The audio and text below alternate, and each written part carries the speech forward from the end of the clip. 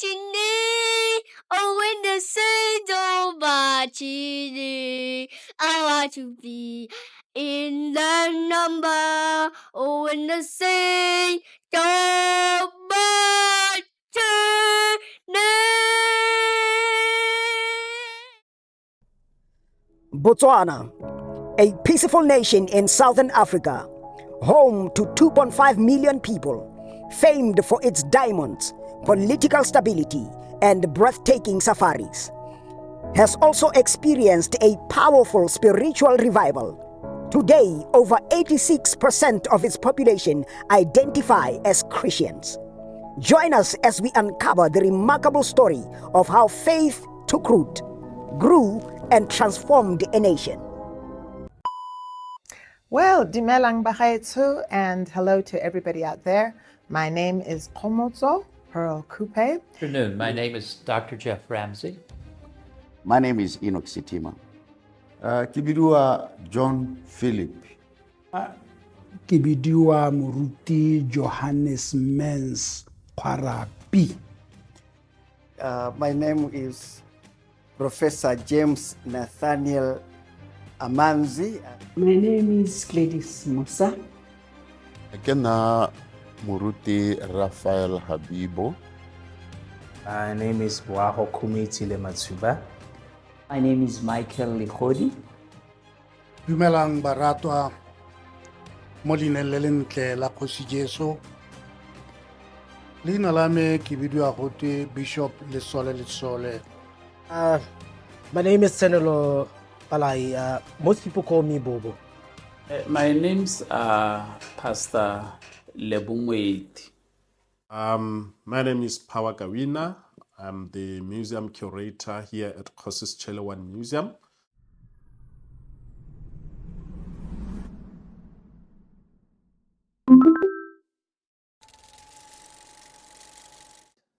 The Bible says you'll receive power after the Holy Ghost is come upon you, and you shall be witnesses unto me, both in Jerusalem, in all Judea, in Samaria, and unto the uttermost parts of the world. We want to challenge the church of today. We want to challenge young people particularly. We want to challenge everybody involved in the present that there is a call to the mission field. The church of the time, or the apostles of the day and the disciples of the day, where we have read, they are waiting on empowerment for them to be able to take over the world. And in this case, it's not too many people that are being addressed right on this part of the scripture. It is the 120 that were in the upper room that were waiting to receive the empowerment of the Holy Spirit so that they can be able to take over their world with the gospel. And we want to challenge each other in the present. These men did not receive empowerment, and they did not just sit after receiving empowerment. They rose and went from place to place to spread the gospel. They took it upon themselves that the gospel is urgent and it must be taken to the next place. And we want to challenge the church of the day. We want to challenge the believer of Jesus in the present that there is an urgency that the gospel must be taken to the world. The gospel must be taken to the nations. We are recipients of the gospel because somebody took initiative. These people, we commonly call them missionaries. They took initiative to push themselves out of the comfort of their homes, out of the comfort of their localities, and they said to themselves, we will be witnesses to the uttermost parts of the world.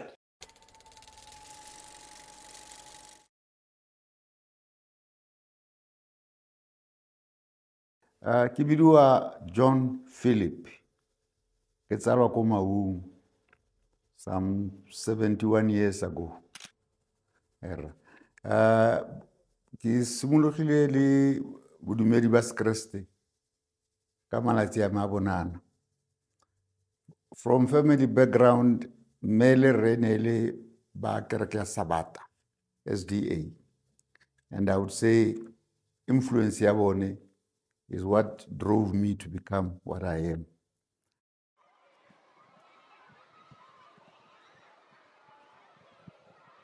My name is Dr. Jeff Ramsay. I am the principal of Livingstone College here in Block 8 in Haberoni. And otherwise, I've been associated with Livingstone College since the beginning, really, because I was one of the people who came together to found this school. The school itself gives honor in part to one of the important missionaries in our country and in our continent, David Livingstone, Dr. David Livingstone, who was, of course, a great, not simply a missionary spreading the gospel, but was also a great friend of the Africans in terms of fighting the scourge of slavery and indeed being critical of colonial abuses as well. And of course, with the name Kolobeng, well, Kolobeng is where the first school and church were built in Botswana, in the Kweneng district, right next to Kumakwane. So that is the name of the school. Like I say, we are connecting ourselves to that legacy going back into the 1800s of the first school, of the beginnings of Tuto, of book education in the country. My name is Professor James Nathaniel Amanze. I'm a Malawian national.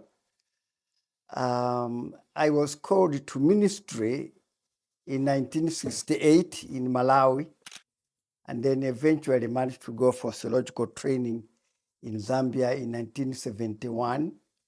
I did a diploma in theology from Makerere University in Uganda. After completing my theological studies, I was ordained to ministry. In the Anglican tradition, you begin your journey by being a deacon after training for a period of 3 years. Then you serve in the church for a year on probation. Then you are priested. Basically, you are made a priest, fully fledged priest.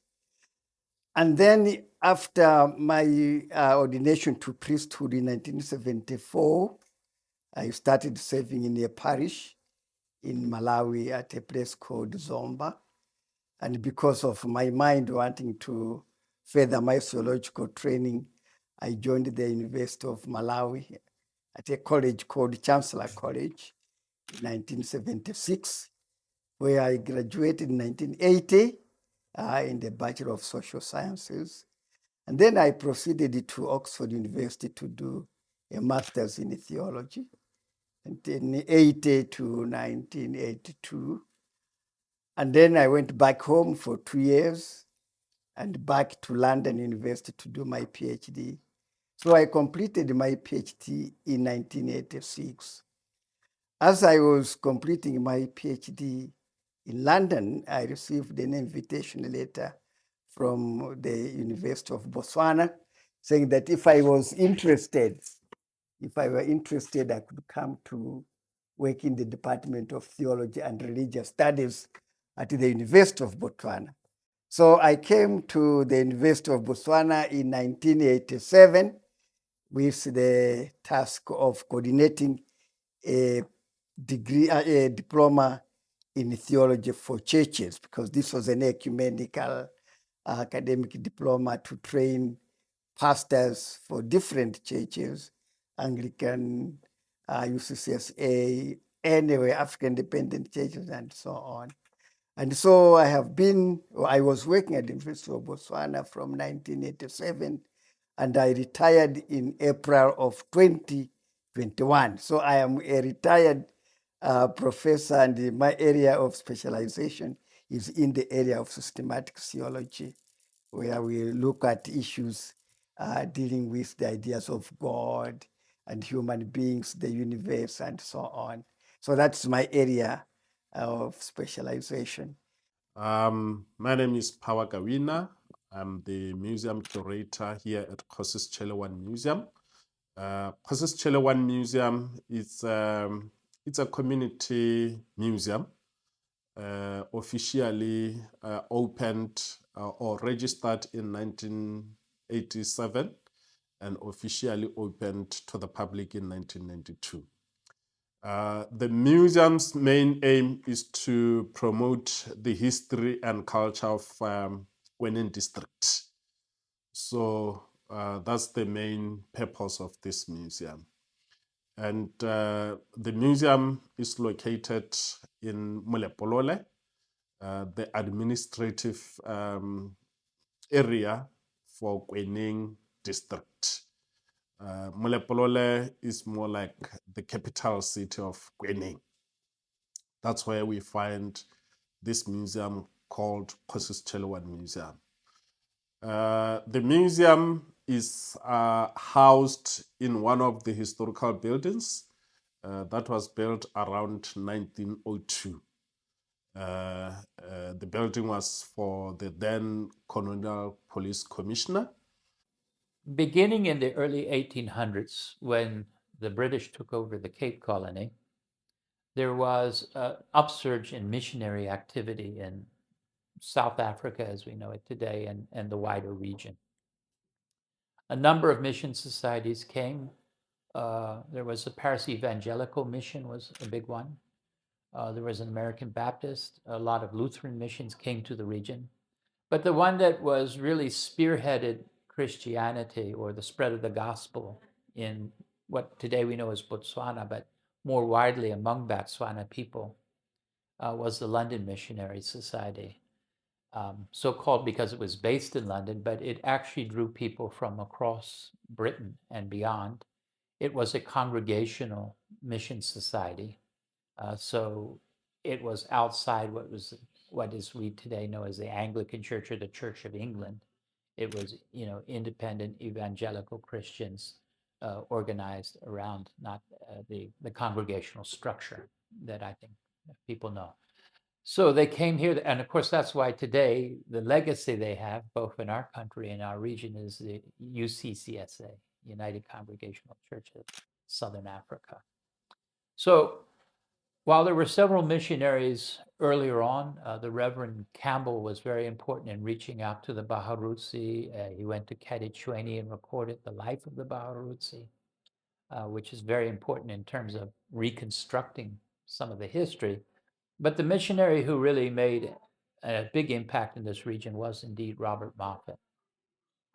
He did this in a number of ways.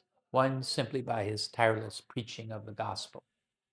Second, he built the mission at Kudamani or Kuruman over many decades, and it became a center for other missionaries to go out from, but also for people to, and particularly local people, people who become Baruti, become indigenous evangelists, to go and get Bible training, to learn about the gospel, to become part of the great evangelical exercise.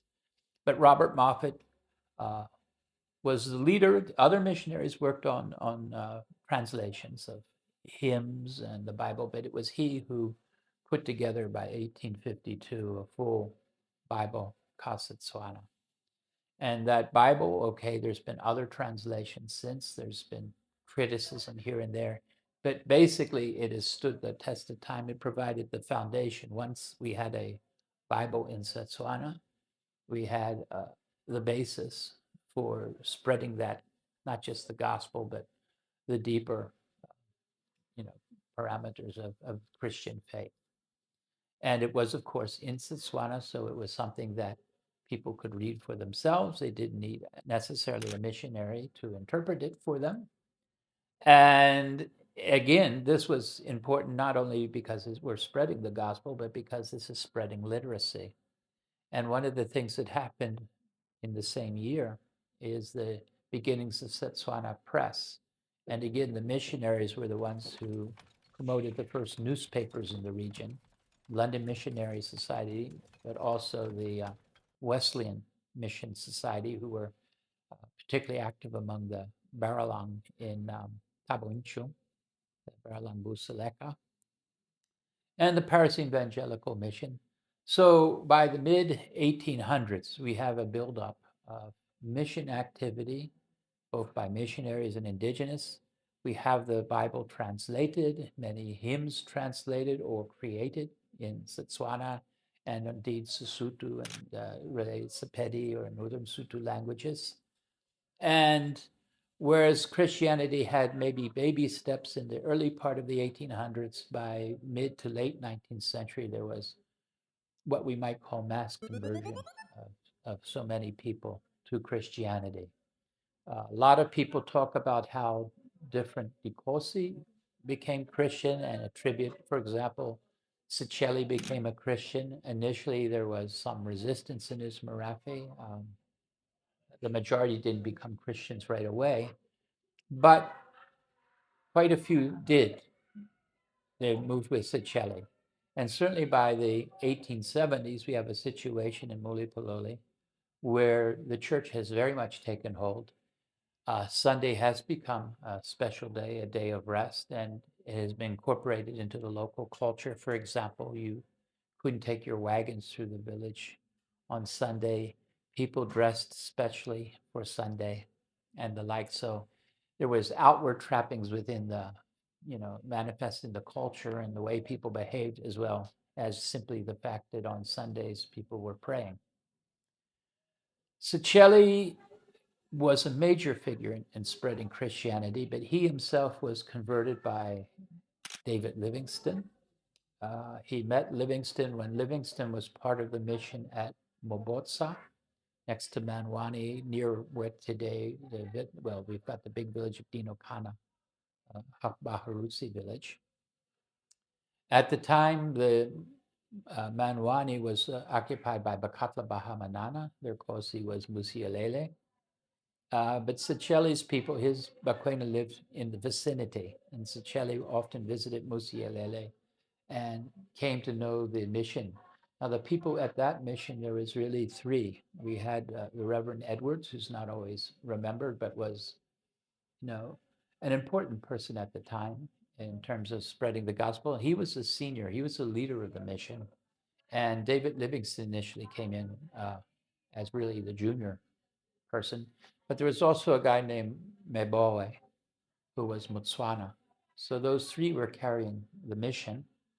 But later on, Mebowe and Livingstone decided they could break away and create a separate mission within the region by basically accepting Sechele's invitation to set up a station in his headquarters.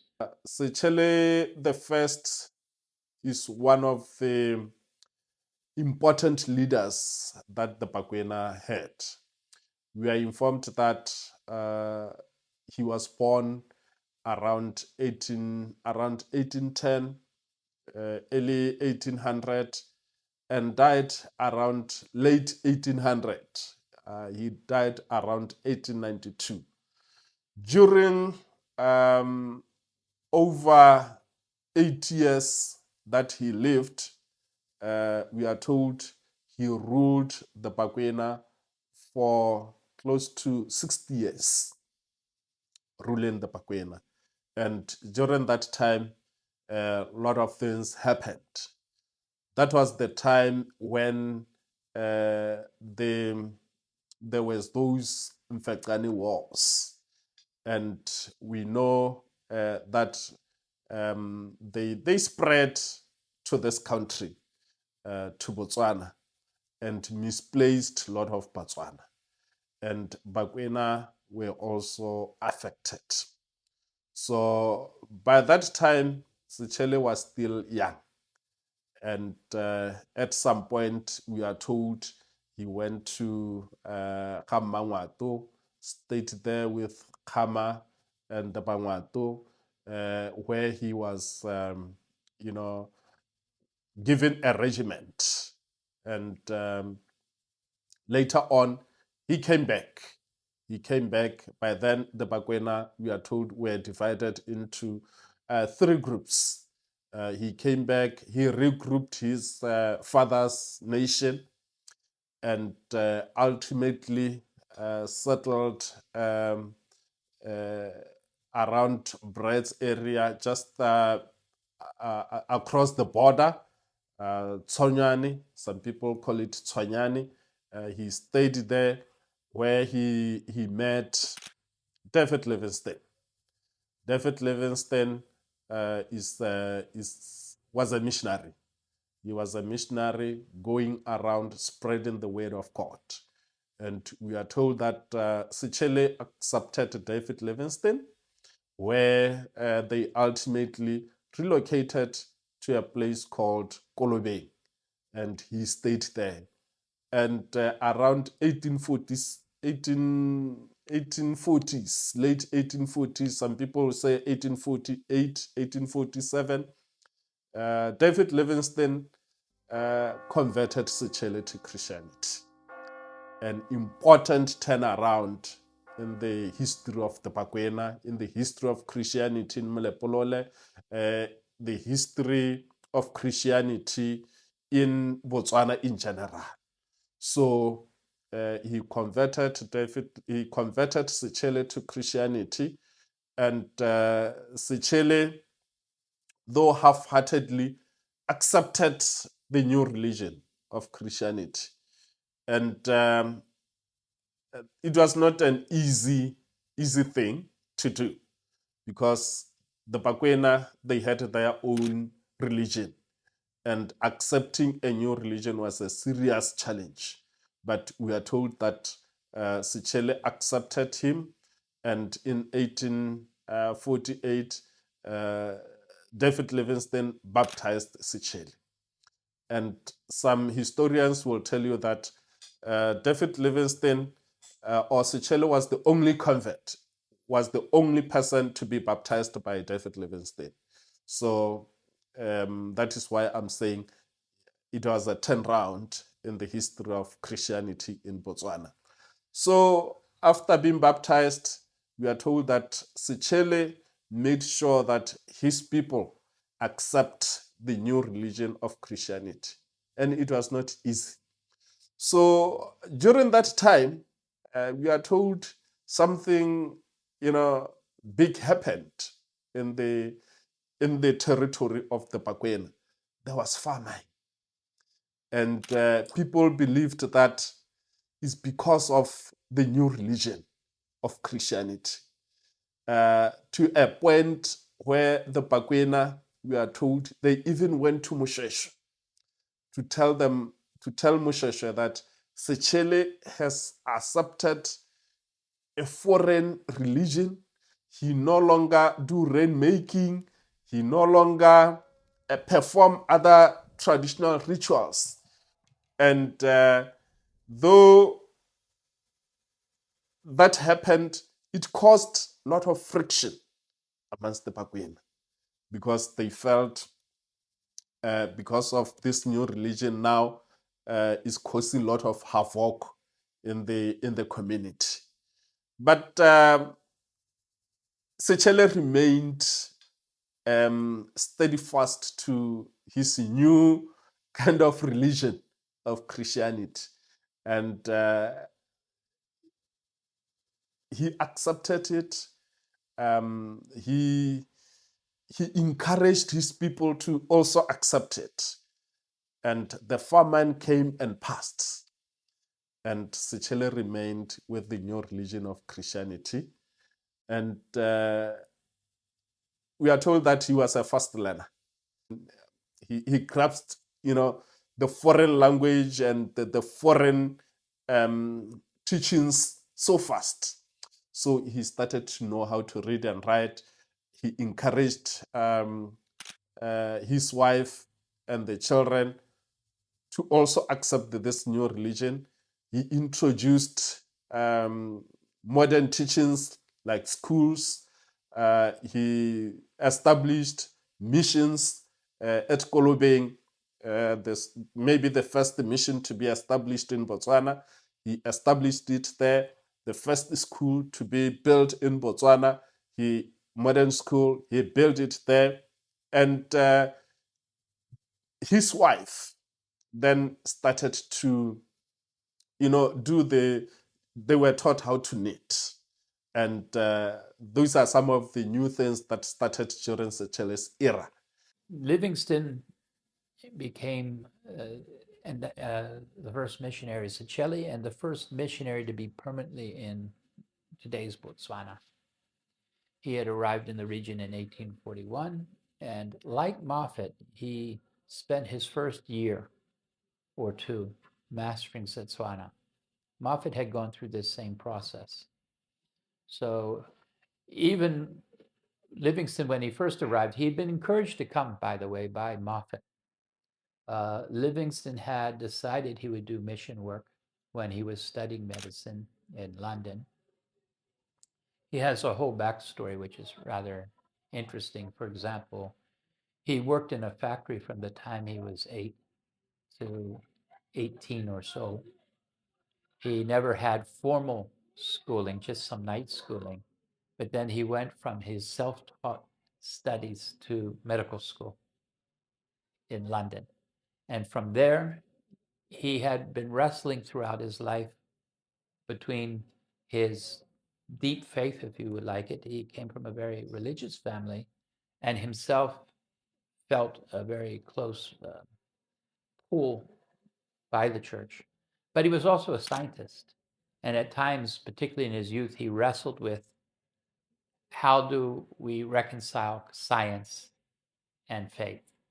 But he came to the conclusion that there was no contradiction if both science and faith were properly understood.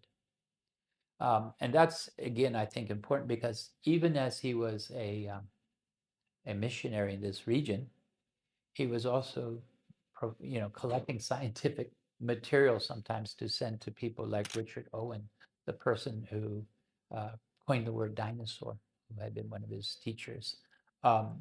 So he maintained a connection with science and scientific community, more particularly in the area of medicine. He was looking into better ways of creating prophylactic for malaria, things like that. He was indeed a medical doctor. So this is how he, again, became, by being a medical missionary, he combined science and faith. But the other burning thing in in Livingstone, which drew him to Sechele, and it was also something that was in the hearts of most missionaries of the LMS at this time, including Moffat, was a strong condemnation of slavery. And so in pressing the gospel, the other mission was to free Africa from the scourge of slavery. And by this time, the slave trade was being put down by the British Navy and other international forces. But in the interior, of course, there was slavery.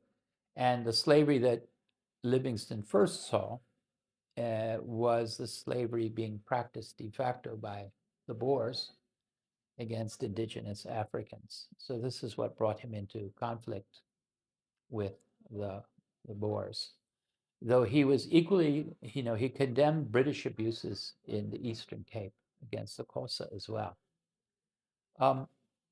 And maybe I should pause here just, we probably shouldn't spend too long on Livingstone, but I think Livingstone's a very misunderstood character, at least this phase of his life. Because when he died before the scramble of Africa. He was kind of turned into a colonial icon, a symbol of imperialism in Africa. But in his life, he was quite critical of imperialist abuses, at least. He believed in what he called commerce and Christianity, civilization, those values, which were very Victorian values. He didn't coin the phrase, but he embraced it. But he believed also in indigenous agency.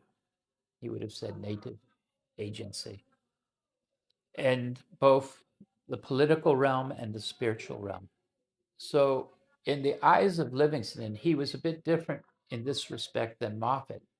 He thought that the Africans, if they were exposed to the gospel, once they were exposed, once they had the text, once they had a guidance, an introductory understanding, they themselves had to be the agents of evangelism in the continent. So he didn't believe that a missionary should just sit in one place and preach day in and day out and try to push people into the church.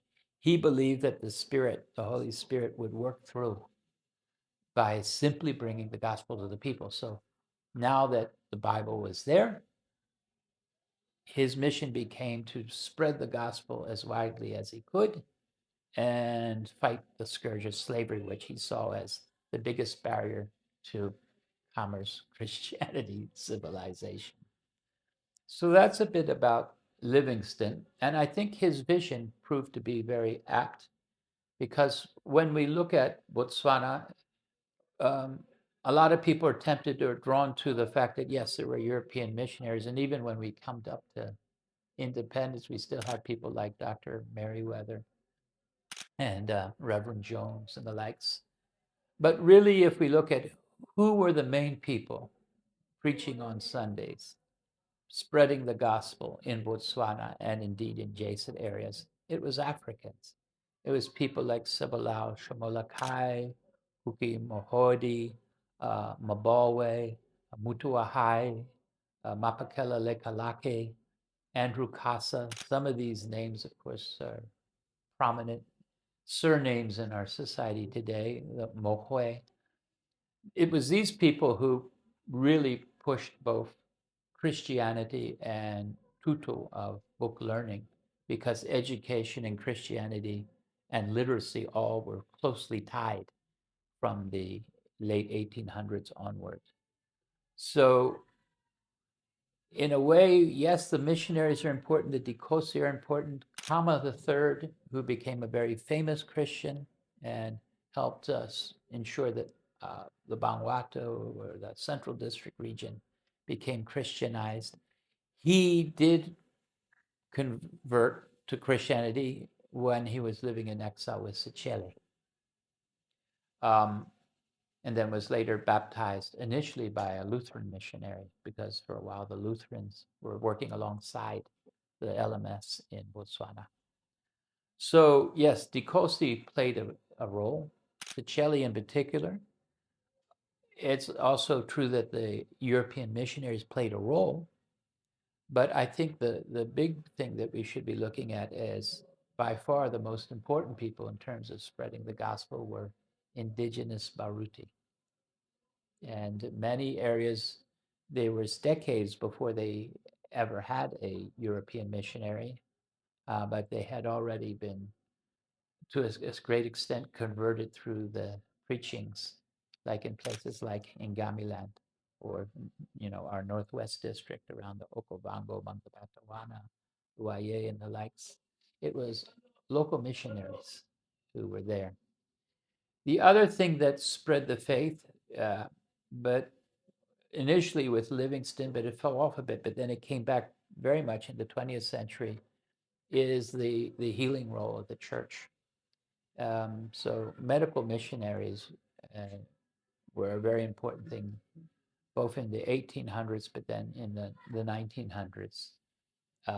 We have groups like the SDA establishing their hospital in Kanye, Scottish Livingstone Hospital, Mule Palole, from the Free Church of Scotland, in communion with what was then the London Missionary Society, but they were part of the same congregational tradition. The Dutch Reformed Church in Machuti, which again establishes the Deborah Retrieve Hospital. Boy Retrieve, or Deborah Retrieve, was a missionary, a nurse, DRC personality. So these are some of the components of the spread of Christianity in Botswana.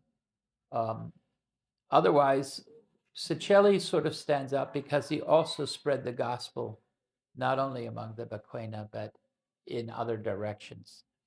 For years, the Umandabili and the Botswana were more or less in constant conflict, but he managed to reach out and convince Mzilikazi to stop fighting, and had Mzilikazi returned to him Macheng, who was then to claim it to Vanuatu throne.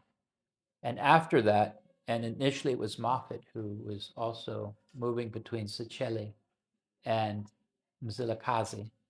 But after that, Sechele himself went up to Zimbabwe, as it is today, to Bulawayo, and was preaching the gospel to the Amandabili. He also preached the gospel in Ngamiland. He preached the gospel among the Barosi or Malozi in Zambia. And the Inyati mission, which was the first Christian mission in Zimbabwe, was brought in at this time under the auspices of the LMS with the patronage or support of Sechele, the Inyati mission in Zimbabwe. So what I'm hoping that this makes clear is there's a lot of indigenous agency in the spread of gospel. And in many ways, this was very much a affirmation or a confirmation, I should say, of the vision that Livingstone originally had. It's often said, well, Livingstone only had one convert, it's Sechele. That may be true, although I'm not sure, because I think that's just counting baptism.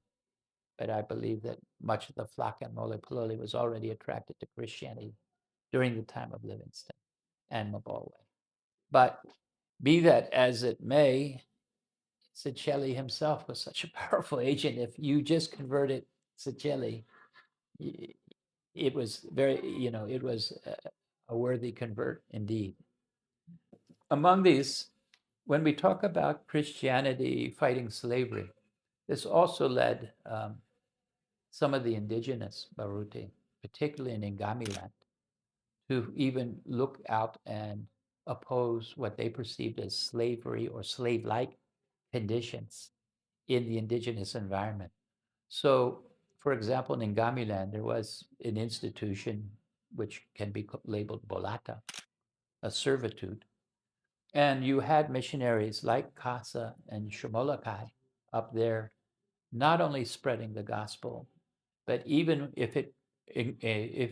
even when it divided them from the Kgosi at times, speaking out against the exploitation of locals as Bolata, under Bolata, Malata, Lelata, and sometimes the word Botlanka, Batlanka is a little bit more nuanced, perhaps, than Bolata. But local missionaries did stand up for human rights in Botswana Land Protectorate during the colonial as well as post-colonial. So in modern parlance, we could trace it even back to Livingstone and Mabulwe, but there is this connection between human rights, humanism as in Butu, and Christianity. The other thing I might add, it's a story which is so remarkable, is that when the Boers invaded Botswana in August of 1852, they came in with a big commando under a guy named General Schultz. They came to Damawe, where Sechele had rallied Bakwena, Bakatla, Bahamanana, Bangwaketsi, Baka together to resist the Boers. The Boers arrived on a Saturday, and Sechele proposed, and the Boers agreed that since it was late on Saturday, they would have a truce because they both agreed they would not fight on Sunday as Christians. Now that's remarkable enough, but what's even more remarkable, and it's like one of these cases where it's hard to believe, but sometimes fact is stranger than fiction. First of all, Livingstone wasn't there at the time because he was down at Kudamani. So Mabulwe, the Botswana evangelist, was leading the Sunday prayers that Sunday. And the Boers, or at least some of the Boers, including Schultz, the commander, came and prayed with the Botswana, led in the prayers by a Botswana, Black Botswana. So that's something that we find very hard, more so that the next day, Monday, they started the battle. They fought the Battle of Dimawe, shooting at each other.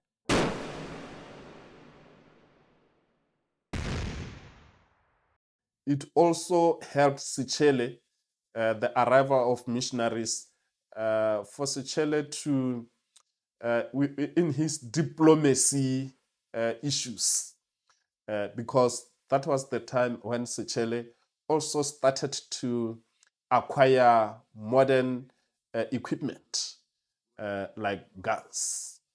He started to acquire guns from the traders who came this side.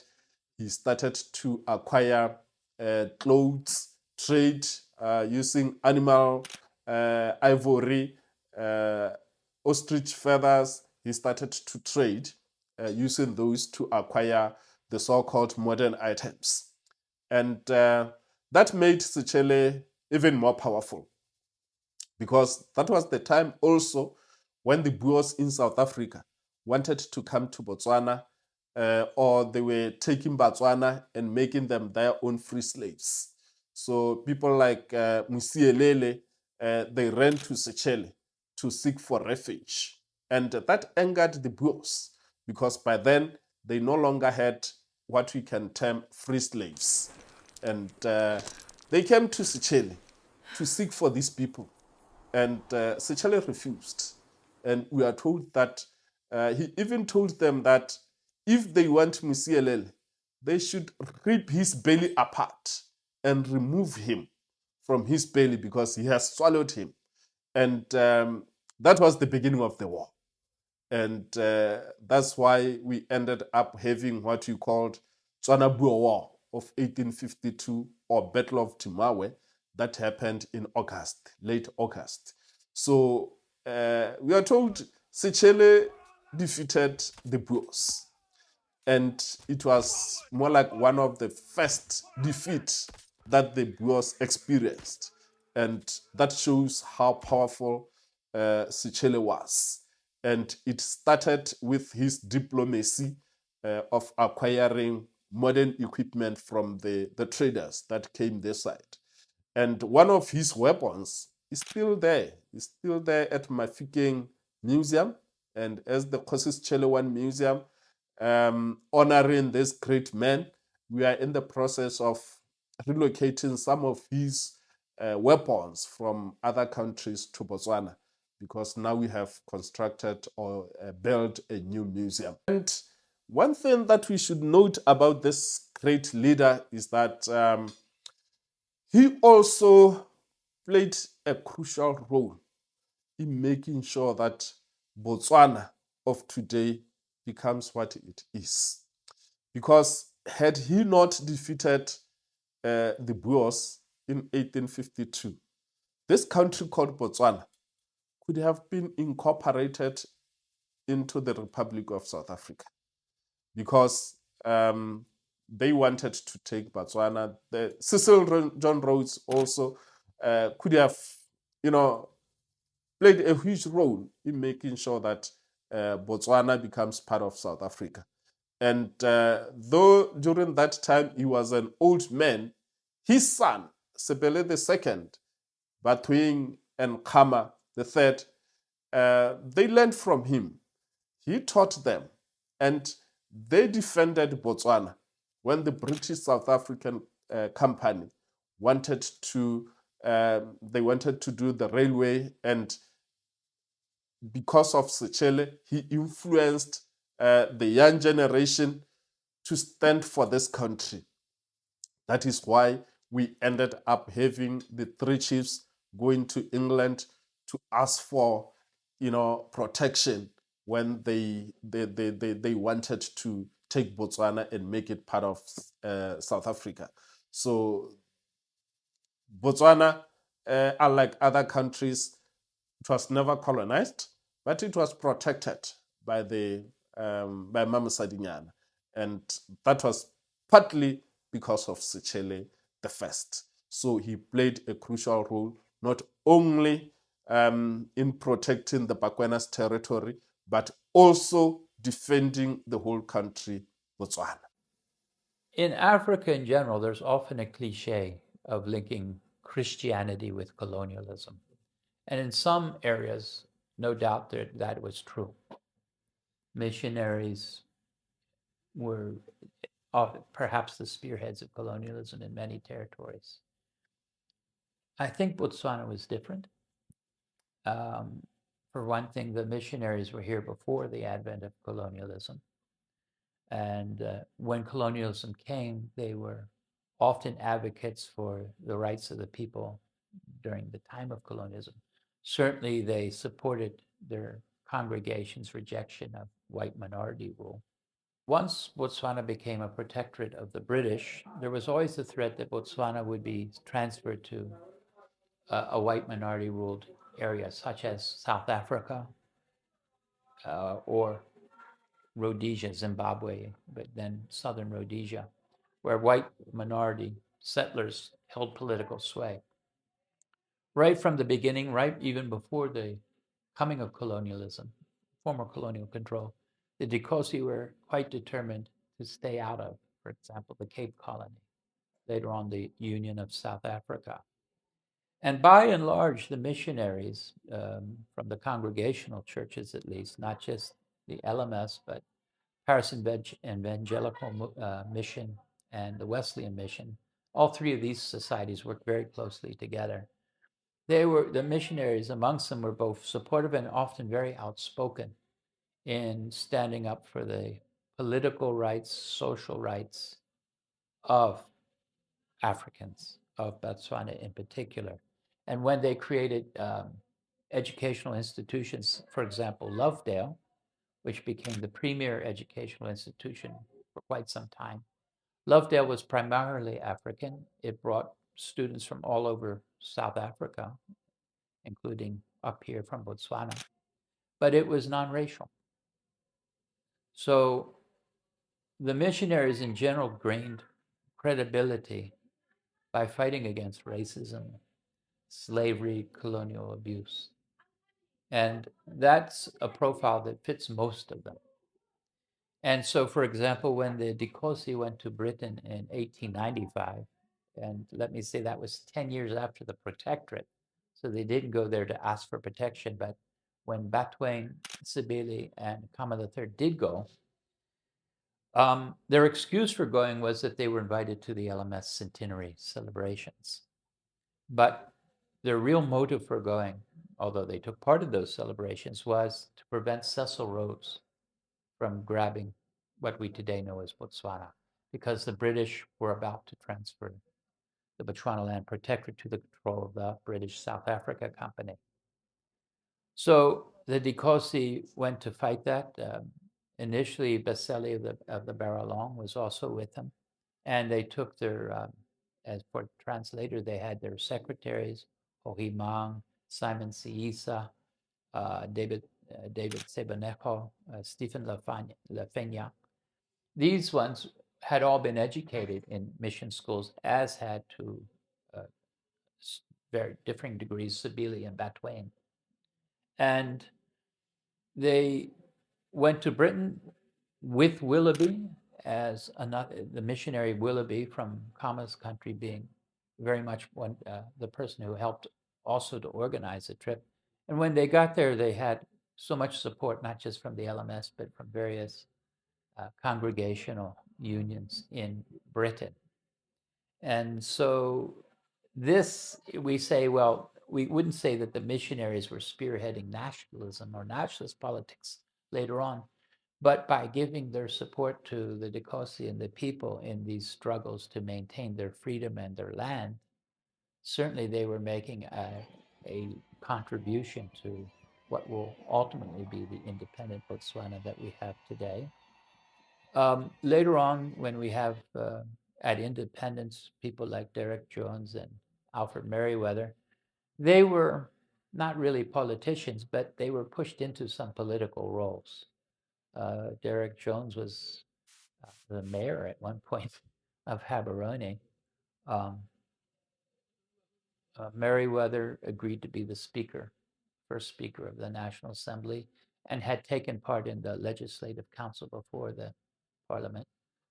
But they did that in a somewhat in a non-political way. Neither of those gentlemen joined a political party, for example, but they were encouraged to, and they did that. But they were not what we would today call career politicians.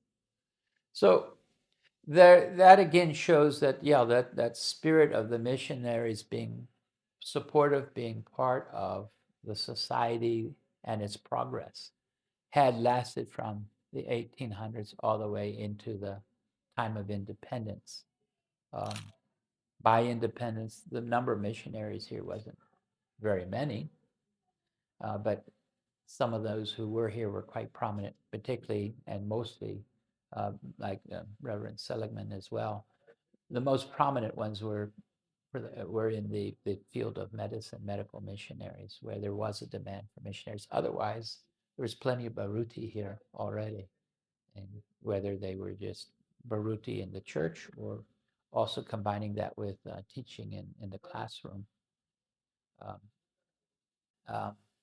And in that context, I would say that at least in this time and age where we're living, even though Botswana is a secular society, legally we are a Christian society by the way we operate, by our modus vivendi, the way we relate to one another.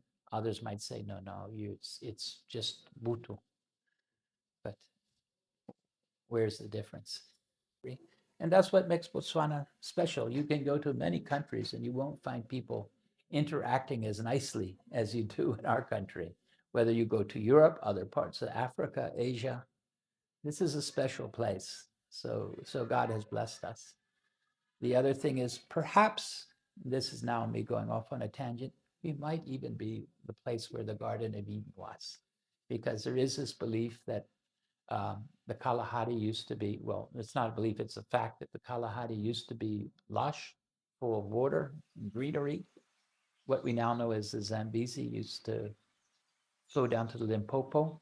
And when Homo sapiens were emerging in our continent, there's a belief that they came out of this place, in which case the garden dried up, but humanity came in. So I think it's not unreasonable, it's not proven, but it's a nice theory that really there is some substance to the Garden of Eden, and Adam and Eve came from here.